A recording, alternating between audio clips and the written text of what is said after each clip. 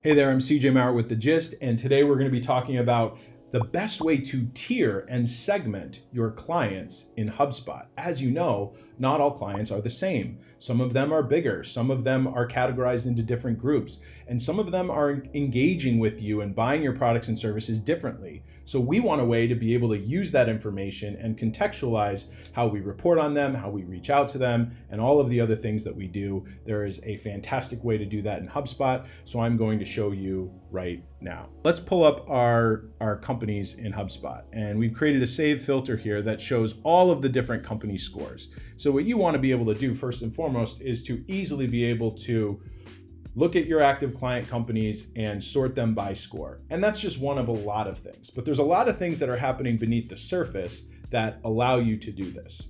So before we get into that, I want to state very clearly that in our opinion, there are 4 really important categories, ways to score your companies. The one is fit. This is demographic or firmographic information.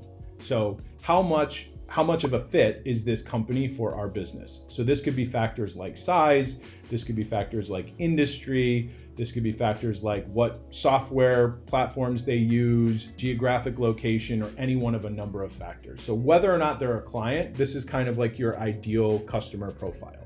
That's one thing.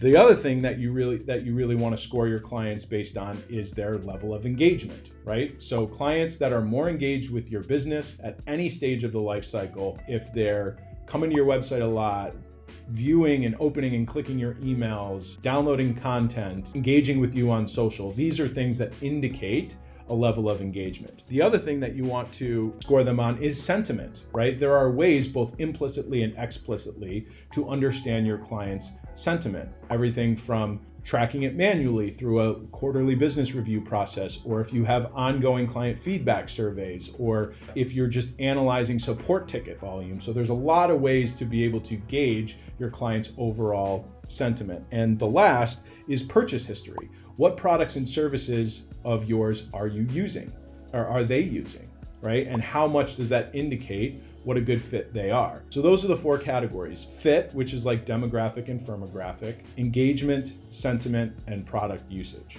So what I'm going to show you is how to create 4 different scores for each. And then on top of that, a combined score. So you can do a lot of creative things contextually with all of the companies in your CRM. HubSpot has actually relatively recently launched a new lead scoring tool that you can use for contacts and companies. And it's really, really cool. I'm a big fan of it. So as you can see here, you can create a lot of different scores and do it in a variety of ways.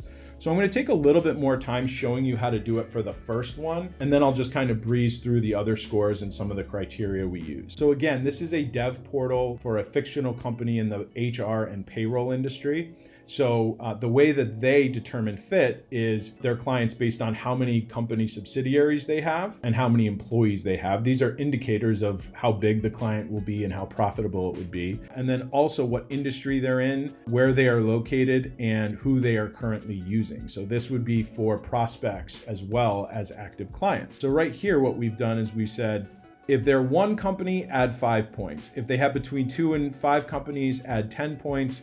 6 and 10, add 20 points. And if they have 11 or more, add 20 points, right? So what you can do is create all of these groups. And in this case, you can see you have score limits. I like to keep them at 100 because it makes it very simple, but you can do 200, 300, 400, or 500. There is no really right or wrong way, as long as you have a formula that is weighted properly for your business.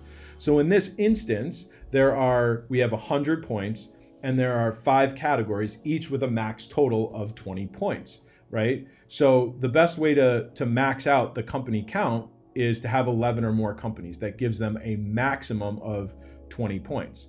Now, you don't have to weight them all the same. For example, industry could be worth like the biggest, like if you specialize in 1 or 2 industries, right? Then you probably want that industry to be like 80% of your score, right? So it's all, there's some science to this, but there's also a little bit of art, right? You need to kind of figure out ask yourself the question, what truly makes a great client? But in this case, we just have 5 equally weighted groups.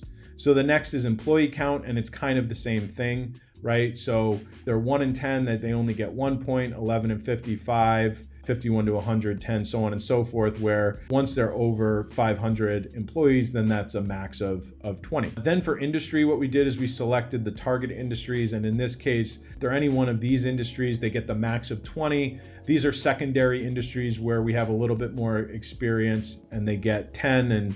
And basically from there, anything after that, it doesn't really add any more. If somebody is not in any one of these industries, then they wouldn't get any more points added for the industry category. Geography here, right? Like, hey, this business is based in New York and they have an office in Connecticut. So they know the labor laws and the systems in New York and Connecticut the most. So a client that is based there is going to be the best fit for us. They get 20 points.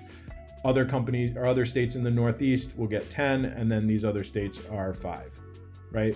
So now what you can do, and yeah, there's current provider, but I think you get the idea. So now what you can do is score these companies. You can choose to score all companies or only companies on a specific list. Because this one is meant for both prospects and current clients, we did not segment a specific list for them to segment. Okay, next we have the company engagement score, and this is really cool. So I'm not going to go through every detail, but you can see, once again, we've got a couple of groups, and this one is weighted differently. So email engagement is half of this entire score. Then we use website visits, document engagement, and miscellaneous engagement. They open and respond to sales emails or fill out any forms. So basically, if these companies are regularly opening and clicking and replying to our marketing emails, they're getting points. If the email bounces or they update their subscription status, we're subtracting points, because that is definitely an indicator of poor engagement and they're not very interested in working with you. Same thing with website visits here. They get like up 1 point for every page that they visit. And this is really cool. This is available for engagement-based scores. You can decay that. The way this works is it reduces the score by 30% every 3 months, but you can actually customize how much you reduce it by for the time frame. The point is that if one content visited your website 30 times 3 years ago, but hasn't touched it since, you wouldn't want them maxing out all 30 points for this category group. Eventually that would get to 0. So we need to build in some recency into how these scores are calculated. That's the engagement score. Then we have the sentiment score. So RAG status, red, amber, green. This is something in this case that's systematized into how the business is run. Every single quarterly business review, every single support ticket that somebody works, the account manager or the customer service rep is required to update red, amber, green. Green, client is A-OK, smooth sailing. Amber, this client is a little unsatisfied, maybe needs some TLC. Red is this client is a churn risk. And we have a separate video to show you how to manage RAG status and how to automatically update it based on feedback survey responses and everything like that. So this is a foundational property that we recommend building and having ways to set and update this both manually and automatically. That's a topic for a different day. But assuming you have that, you need that plus your feedback survey rating. So if any contacts that work for this company complete an NPS survey, then you're either going to add or subtract the score from there, and then that's going to give you this company sentiment score. And then the last one is product usage and adoption. So basically, look at all your products and services. And in this case, what we did, there's about like 15, 16 products and services. We give them 10 points for every single one that they're using. Now, most clients are going to use 1, 2, 3 of our services, right? But the clients that are using 10 or more are going to max that out, right? We want them to be scored high for product usage and adoption, right? So then, as you can imagine, right, we'll roll all of these 4 subscores up into a combined score, which is great. It gives you a high-level overview of your best, most satisfied, most engaged clients. Maybe those are the ones, anybody who has a combined score of 70 or higher, those are the ones you want to reach out to about your referral program. You want to ask them for reviews and testimonials. You want to give them early access to new features, whatever it may be, right? So there's a lot of cool things you can do there. But what about if the fit score, the engagement score, and sentiment score is high and the adoption score is low? Well, that's a really good candidate for an upsell, right? Because if this client is a good fit, they're very engaged, and they've told us that they love us, but they're not using a lot of our products, wouldn't we want to get notified? Wouldn't you want to send an automatic notification anytime that scenario happens for the account manager or the sales rep to reach out and schedule a meeting and see if they can grow the account? This is all enabled by effective scoring and organization.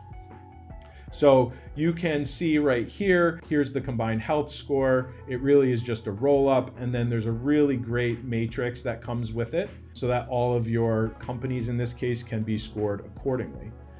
Then what you want to do is create your lists. So for this one, for this example, we just created only 4 lists around fit score, right? So fit score is low, medium high, or high. We've accomplished that here. So companies will move in and out of this list as the different criteria is populated. So if a new company comes in, they're in the target industry and meet all the criteria, they're going to have a high fit score. If a medium company that met most of the criteria, but then all of a sudden they hire more employees, they're bigger, that's going to increase their fit score over time. Usually fit isn't going to change as much, but product usage, sentiment, and certainly engagement, that will fluctuate a lot more. So that's why it's good to have these active lists that will update as the data updates. And that's also why you want referrals, right? So in this case, we have an example of a low score and potential churn risk. What we have here is if any of their engagement or sentiment scores are 25 or below, we're going to set them to amber, the RAG status. We're going to send an internal email notification, and we're going to create a support ticket for the customer service rep to review that and determine if any outreach is necessary to try and resolve that problem or nip it in the bud. On the other side, you have a workflow that triggers when there's an upsell candidate, right? Where the health score is super high, right? This assumes that they're a good fit, their sentiment and their engagement is high. So let's make sure the RAG status is set to green. It probably already is, but let's just do that. And then let's send an internal notification to the account manager or the sales rep to say, hey, this could be a good candidate for an upsell or review. Please review their recent activity and follow up and schedule a meeting, right? So now we've got this wonderful system in place. First of all, we recognize that there are 4 main categories upon which to score your contacts and companies. You have fit, sentiment, engagement, and product usage, right? On top of that, create a combined score in case that's valuable. Then create all of the lists that you'll need to segment them. Once you have them into lists, it's easy to trigger workflow enrollments, segment them into different lists for email inclusion or suppression, and generate some really great reports. And then you need your workflows, right? You want workflows to notify your team when scores change, identify churn risks, upsell candidates, or any one of a number of factors that can now be fully automated for you and your team based on the CRM analyzing implicit and explicit data for you while you sleep, while you're doing other things. This is a wonderful system to have in place. And if you want help implementing it, reach out, drop us a line, drop a comment, or click a link in the description and get in touch with us. We love making these videos, and I hope you find it helpful. If you did, I would ask that you like this video and subscribe to our channel. It helps us out a ton. And if you are having any ideas of other videos we can create for you, we would love to hear that. Look, there are enough basic, simple tool tutorials out there. What we're trying to do is think about strategic applications, business objectives across marketing, sales, and service functions, and then show you how to configure it in HubSpot. So if you have an idea for a video you'd like to see, like I said, drop a comment or click a link in the description, go to our website, drop us a line. We will read and respond to every single piece of feedback we get. So once again, I'm CJ Maurer with The Gist. Thanks so much for watching. We'll see you soon.